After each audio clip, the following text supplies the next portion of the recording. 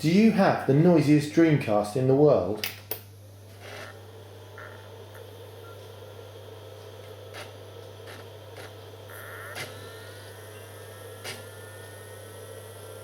If so, join me in a lubrication journey when Mark fixes stuff.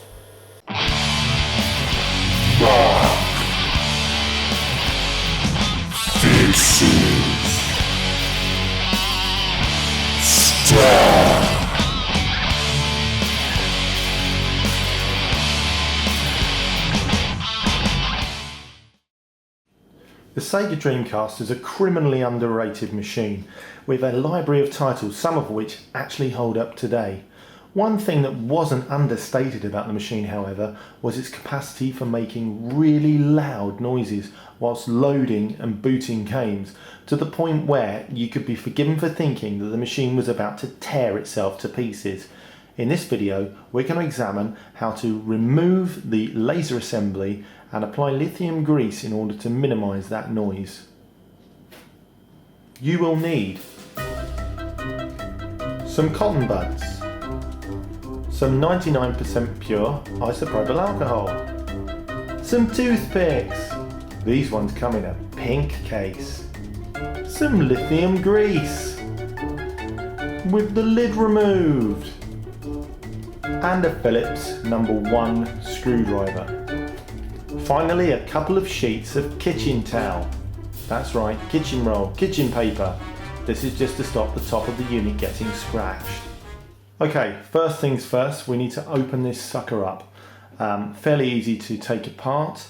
However, you always want to check that there's no disc inside. And in this case, there's actually a copy of Soul Calibur. Welcome to the stage of history, so we'll put that to one side. Lovely. And we'll take the power out of the back. Now, even with the power out, there's still going to be some nasty voltages hanging around in the power supply, which is located inside the machine, but more about that when we reach it. Okay, grab yourself your kitchen towel, pop it on top of the unit and turn it over.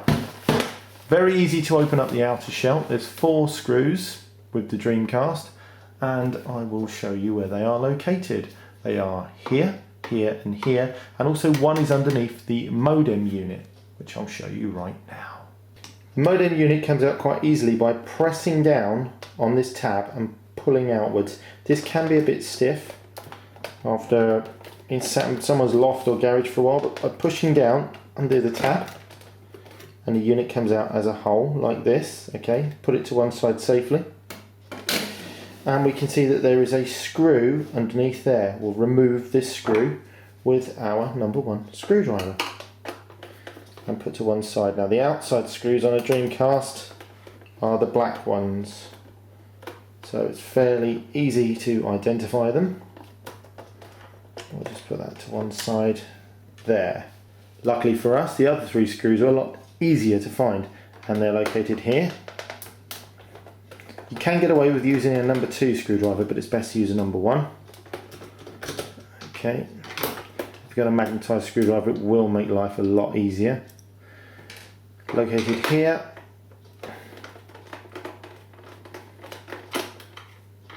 For the sake of brevity, I've already removed this one.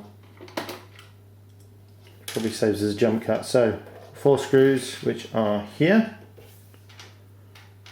and it's time to actually open the unit, but don't go crazy and lift this up, because there's a way to do this. And we'll remove the kitchen towel, pop that over there, put the screws on top of it in a pile. Remember, the black ones are outside screws, they're on the outside of the machine. Okay, we're going to flip it over.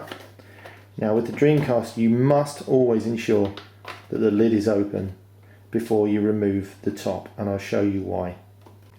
Inside all consoles, there's a lid switch, which means that it knows when the lid's shut and it knows when the lid's open. The Dreamcast is buried inside here and is part of this mechanism. If you try and take the top half off without opening the lid, you're likely to jar or even break that mechanism. It's much worse putting the lid on without the lid open, because you will knock against that switch, and in many cases, if you're a bit ham-fisted, break it.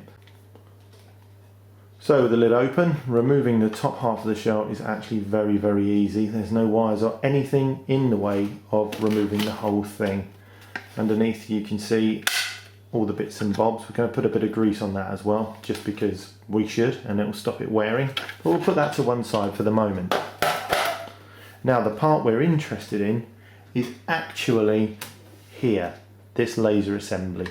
But first, before we start working on that, we're going to remove the power stage, just for safety's sake. So the first thing we need to do with this is I'll whip it around so you can see properly what we're doing, and we'll take this power plug off. The power plug has two wires going to it, and it's white. It's located towards the back of the unit, and the way to remove it is to press the top of this lever in, then give it a wiggle, and we'll see the two prongs come away nice and easily. It's actually a little levered arrangement there, and just pull that to one side. Now some people recommend leaving the switch in situ, and so do I. It's easy to remove if you want to. It's two screws and it lifts up. However, we're going to leave this switch where it is and leave well enough alone. Next we're going to take out this simple screw here, which is next to the power switch plug that we removed. I'm doing it one-handed here so I'm not blocking your view, hopefully. Take that out. Now there are some fairly nasty voltages hanging around in these capacitors, so do be careful not to have a shock. I mean literally and figuratively. So that's one screw out, and you'll notice that that one's gold, a gold colour for an internal screw. Put it to one side on your sheet of kitchen towel, and then get yourself ready to take out the second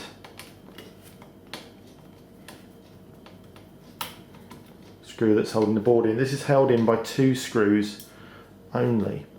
The other thing that's stopping the board coming out is this little plastic clip here, which is easy enough to deal with. You literally pull it back and it will let the board rise up. Towards the front of the machine you've got the power connector, which actually transfers the power from the power supply board to the motherboard, which is underneath at the bottom of the machine. This is just pins coming up through the bottom of the board into this socket, and can actually be one of the reasons for random reboots and resets, which you can see in my other video there. Okay, so we're going to remove this board now by grabbing it firmly on the edges and wiggling it. Remembering, if this clip gets in the way, just pull it back with your thumb. Notice I'm being very, very, very careful not to touch any live contacts there, especially seeing as this was just on. And there's the underside of the board. Now you don't want to place that down on anything without removing this shielding, bearing in mind the way it goes, and just pop that like that there, and put it to one side where no children, dogs, animals or goldfish can touch it. Right, so that's to one side. Now we're ready to work on the laser assembly. Now, as we're just in the business of greasing the inside of this, I'm not going to take you through any difficult disassembly process, because we don't want to make it any more difficult than it should be. At the end of the day, we want to get the job done and we want to get out again. Now, I'll probably draw fire for the way that I do this, but I've done it a lot of times on a lot of consoles and it's been completely fine. I've also used this technique on other CD-ROM, GD-ROM and DVD-ROM mechanisms, and it's simply the easiest way to move the head. You take your fingers, without touching the lens, push down slightly and then push the head as far away from the spindle as possible. The reason we're doing this is because when we remove this assembly, we're going to flip it over this way, and we need the most amount of cable that we can get. Okay. What else do we need to do before we can lift this mechanism up? Well, let me show you. Switching around to the other side of the console, we can see that there's another cable here which supplies power to the laser assembly, which is held in place by these two cable retainers here. So these just lift up. You can use the tip of your screwdriver and lift that so that that goes underneath. Sorry, losing focus there, we're quite close up. And pop it over the top. Then the same with the second one.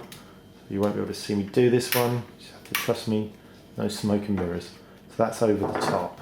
So with the laser as far away from the spindle as possible and the power cable out from underneath these two black clips, we're actually ready to grasp the laser assembly gently and give it a wiggle and lift it off of the unit. You will get some resistance because these rubber grommets, which act as shock absorbers, will be saying no. So we've lifted that up and now we're going to flip it over. So mechanism wise, what we're looking at is we need to apply grease to this gearing here, some onto this worm drive screw and some onto this support rail. So first we'll apply some onto these gears here. Now the product we're using is a lithium grease, a medium consistency, and I use a toothpick. The reason I use a toothpick is it's got a nice little end on it, and also toothpicks aren't magnetic and motors are. So you can end up dragging your mechanism around if you're not careful. So we are actually quite close in here, so apologies if it ends up sort of popping in and out of focus. You can be a bit liberal here on these gears because they go nowhere near any of the reading mechanism. So what I like to do is apply a glob and then use the dry end of a toothpick to actually smear it around a bit. You only have to do one side because it will actually propagate all the way around the gears. So sort of turn those a bit to get it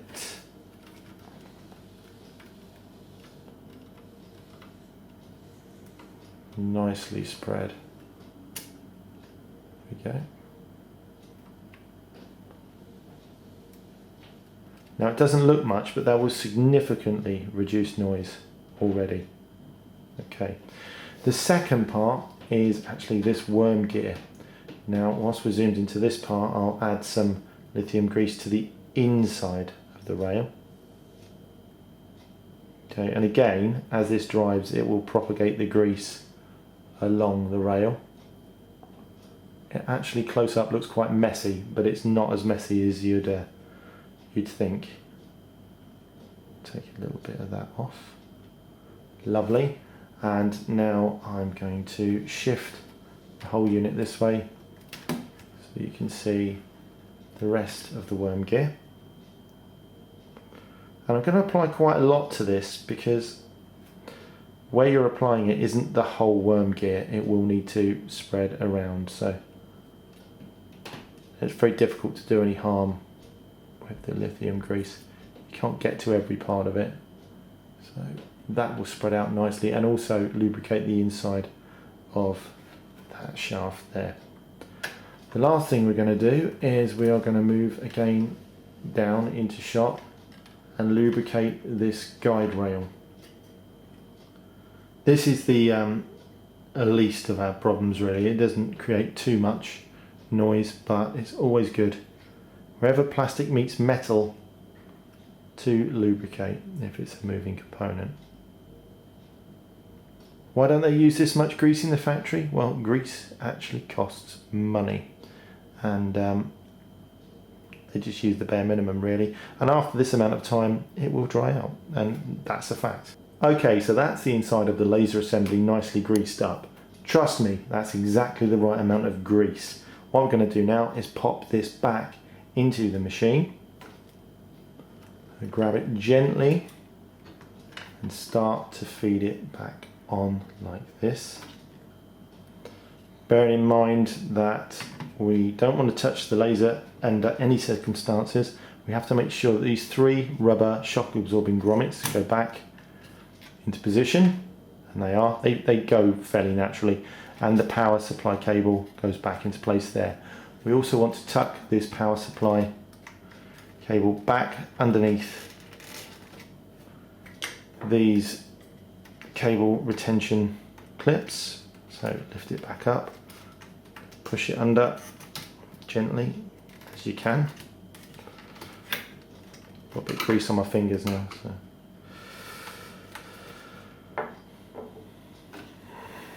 Right, so the laser assembly is back in, greased up, all that good stuff. Bear in mind that we don't reverse the process of moving the laser because this will seat to home position when the unit powers on anyway. Okay, so now we need to look at putting the power supply back in without electrocuting ourselves. Now, before you replace the power supply, it's a good idea to clean these pins. I'm not going to bore you with this now, but if you're suffering from random reboots and resets, take a look at my video. Again, it's linked there. And the first thing we'll need to do is make sure we have the insulation sheet, which sits like this. Okay, over that pin there and around this molded, I guess it's a post. The power cable will run underneath and come out there.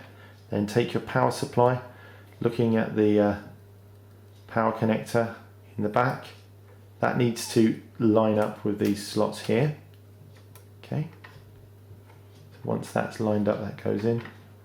And then making sure that the pins are in line and this clip is in line, and gently push down and give it a little wiggle. You'll know when it's right because it will sit perfectly, and you'll see those pins coming through nicely. Again, be very, very careful not to touch any of these components. Now we replace the power plug.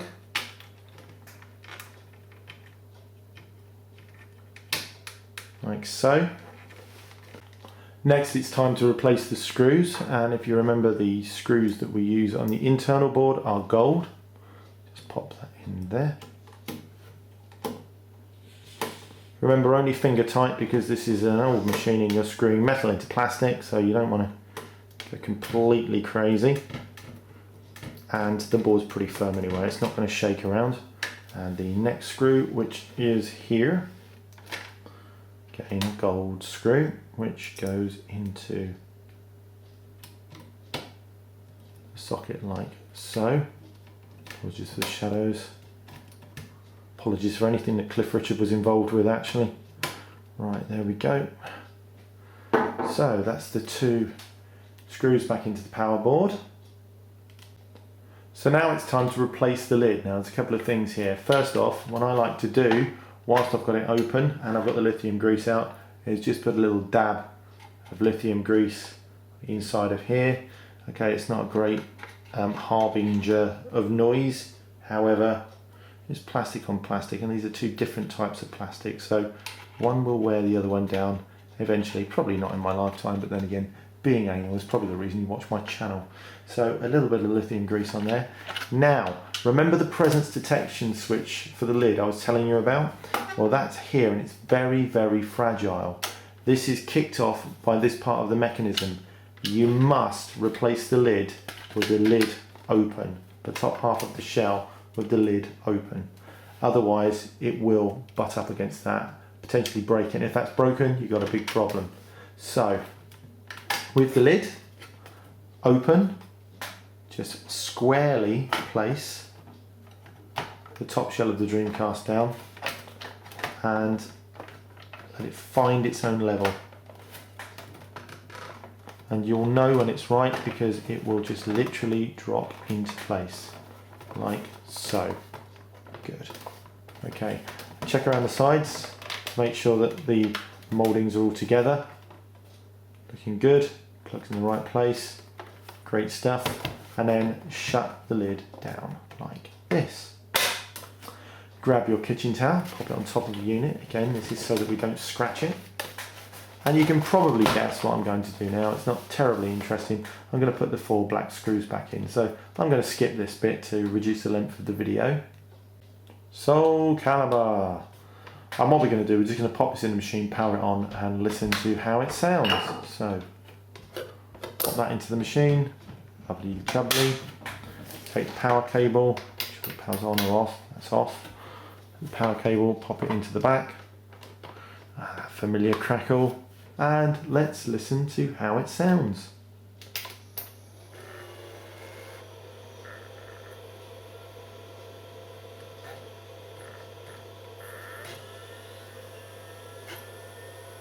Now the Dreamcast is never ever ever going to be quiet, however it is significantly quieter with the lithium grease on the gears. You don't get the which obviously built up over a period of time. So I hope you've found this video useful. If you have, subscribe.